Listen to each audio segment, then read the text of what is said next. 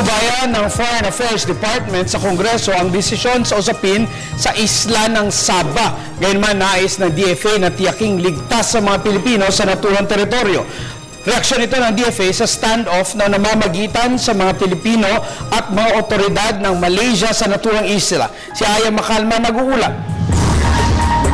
Ang pangunahing misyon ng ating gobyerno sa patuloy na standoff sa Lahud Datu, Sabah, Malaysia ay umalis na ang mga Pilipino ng mapayapa dahil posibleng makapekto ito sa ongoing peace negotiations at bilateral relation ng ating bansa sa Malaysia kung tatagal pa ang standoff.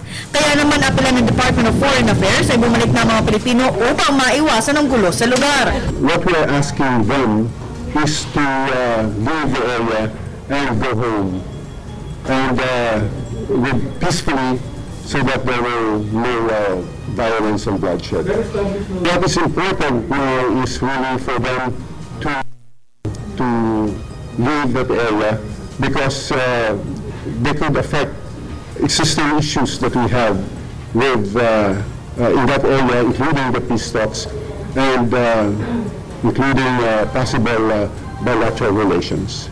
Sa ngayon, siniguro ng DFA na patuloy ang pakikipagnegosasyon ng ating gobyerno sa tulong ng Malaysian authorities. Pero hindi makumpirma ng DFA kung anong grupo kabilang ang mga armadong Pilipinong nasa Sabah, Malaysia. There are no reports of any violence and there are reports of bloodshed. What is happening?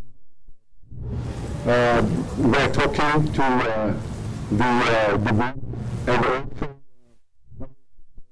our security are also talking counterparts in Malaysia.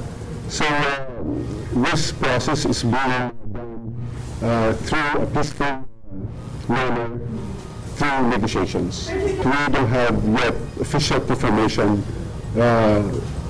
whether this group belongs to a particular group in Mindanao and what are the objectives and intentions of going in that area, to that area.